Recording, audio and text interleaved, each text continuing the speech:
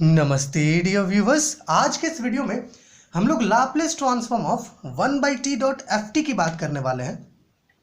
पहले इस हेडिंग को समझ लेते हैं। मान लीजिए कि आपके पास कोई फंक्शन ft जो है वो गिवन है और इसका जो लाप्लेस ट्रांसफॉर्म है, चलिए वो fs है, वो भी आपके पास गिवन है। अभी अगर हम लोग क्या करें कि जो फंक्शन ft है इसको t से डिवाइड कर दे, ठीक है, और उसका लाप्लेस ट्रांसफॉर्म निकाले तो कैसे निकलेगा, आज हम लोग इसी की बात करने वाले हैं। Laplace transform of 1/t.ft। Okay, such like मान लीजिए कि यहाँ पर कोई फंक्शन sin t है, इसको हम लोग t से डिवाइड कर दिए। देखिए sin t का तो लाप्लेस ट्रांसफॉर्म हम लोग निकाल लेंगे, लेकिन जब हम लोग उसको इस sin t को t से डिवाइड कर देंगे तो उसका लाप्लेस ट्रांसफॉर्म क्या होगा, इसी की तो आज बात करने वाले हैं हम लोग। ओके, तो स्टेटमेंट हम लोगों ने यहाँ पे लिखा है कि if Laplace transform of ft is equal to fs, then Laplace transform of 1/t.ft is equal to integral s to infinity fs ds। थोड़ा इसको समझ लेते हैं। यहाँ पे कह रहा है कि हमारे पास एक फंक्शन ft है, इसका लाप्लेस ट्रांसफॉर्म हम लोग जानते हैं, डेट इज fs। समझ में आ रहा है? हमारे पास एक फंक्शन है ft और इसका लाप्लेस ट्रांसफॉर्म क्या है, हमें मालूम है, that is fs। Then Laplace transform of 1/t.ft है ना, मतलब ft को जब t से डिवाइड कर देंगे तो उसका लाप्लेस ट्रांसफॉर्म क्या होगा, उसका लाप्लेस ट्रांसफॉर्म होगा integral s to infinity, lower limit s है और अपर लिमिट इन्फिनिटी है, fs ds। ठीक है ना, इसको ध्यान में रखना। इसी फॉर्मूला का हम लोग यहाँ पर यूज़ करने वाले हैं जब भी क्वेश्चंस को सॉल्व करेंगे इसके रिगार्डिंग। तो ठीक है, अभी इसका प्रूफ देख लेते हैं, क्योंकि यूनिवर्सिटी एग्जाम्स में प्रूफ जो है वो अक्सर आता है।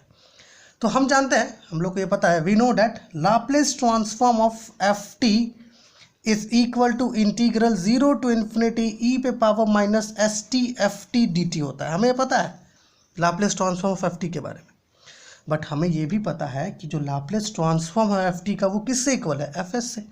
तो यहाँ लिख देते हैं fs is equal to integral 0 to infinity e पे power minus S T F T D t. चलिए इसको सेपरेट कर देते हैं ताकि आपको कोई कन्फ्यूजन ना हो। ठीक है, अभी क्या करेंगे, ये जो बोथ साइड्स है, ये बोथ साइड्स को इंटीग्रेट कर देंगे with respect to s within limits s to infinity. यहाँ पे लिख दीजिए कि on integrating both sides, on integrating both sides with respect to s, है ना, s के रिस्पेक्ट पर, तो हमें क्या मिलेगा, देखिए हमें मिलेगा integral s to infinity, lower limit s रखना है और अपर लिमिट इन्फिनिटी रखना है, fs ds is equal to integral s to infinity bracket integral 0 to infinity e पे power minus S T F T D T और ds।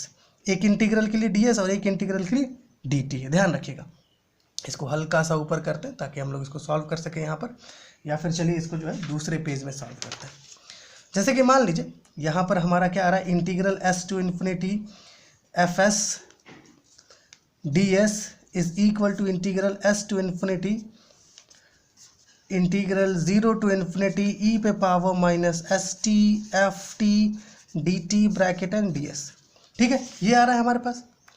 अभी क्या करना है कि ये जो इंटीग्रल है s टू इन्फिनिटी वाला, इसको अंदर लेके जाना है, और ये जो इंटीग्रल है 0 से इन्फिनिटी वाला, इसको बाहर निकाल देना है। देखिए इंटीग्रल 0 से इन्फिनिटी को बाहर निकाल लीजिए और जो ft है इसको भी बाहर निकाल लीजिए, कुछ ऐसे ft निकाल लिए बाहर।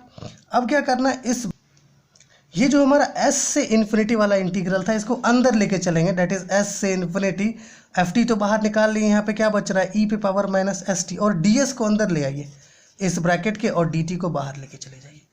अभी क्या है, इसको इंटीग्रेट कर लीजिए आप, इंटीग्रल 0 टू इन्फिनिटी ft, इसको इंटीग्रेट करेंगे तो आपको मिलेगा e पे power minus S T by minus T, और इस पर वैल्यूज आ जाएगा s टू इन्फिनिटी dt।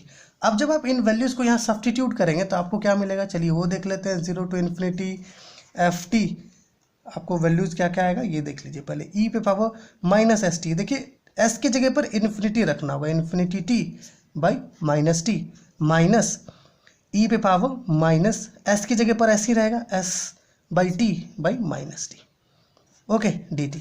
अभी यहाँ देखिए e पे पावर माइनस इन्फिनिटी टी है, ये पूरा टर्म ही 0 हो जाएगा, ठीक है ना।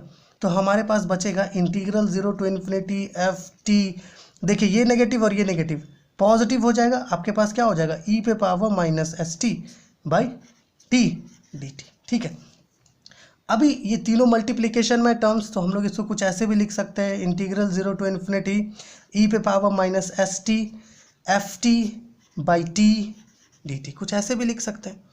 आप जो है इसको अलग से एक फंक्शन ले लीजिए। अभी जो है ये जो हम लोग यहाँ पे लिए थे Laplace transform of F T is equal to integral 0 to infinity E पे power minus S T F T D T.